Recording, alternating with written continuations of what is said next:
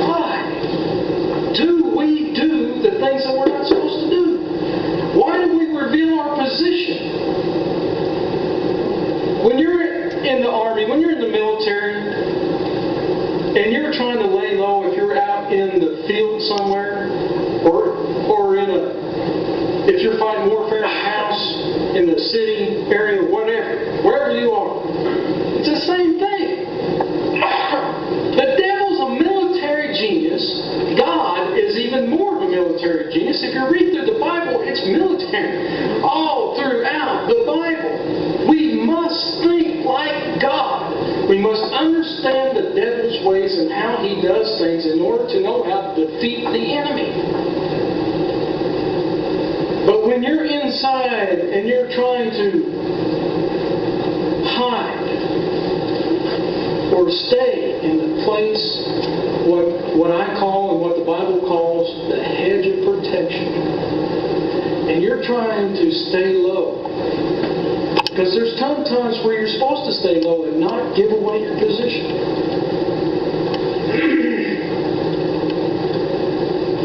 And one of those things, your weaknesses, let me put it that way, your weaknesses, because sometimes you may be outnumbered.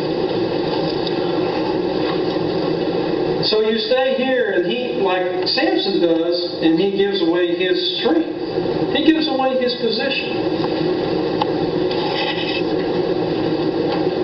And then it says, and when Delilah saw that he had told her all his heart, he sent and called for the lords of the Philistines, saying, Come up this once, for he has showed me all his heart. Then the lords of the Philistines came up unto her, and brought money in their hand. Wow. Hey, what's the motivation of the word? God says you can't serve mammon, both mammon and God, but the world can do it. They serve mammon and their God. We can't do that. A lot of times mammon, I believe, has a double principle. I don't just call it, I've heard it said it relates to money. I don't disagree with that.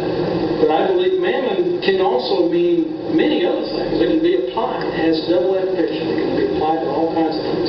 But you cannot serve this flesh. That's the bottom line. That's what it is. You cannot serve this flesh.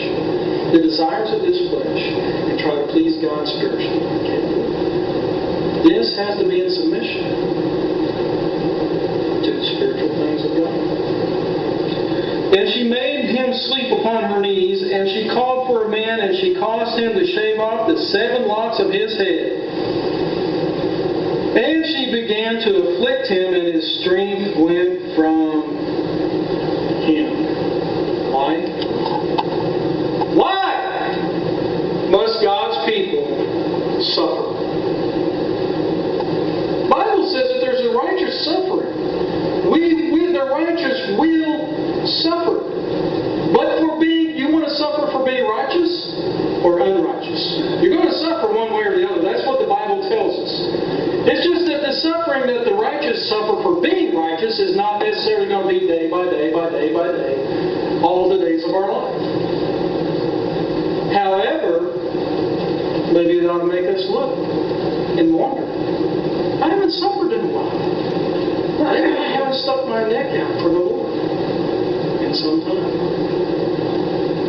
It's possible. But the point is,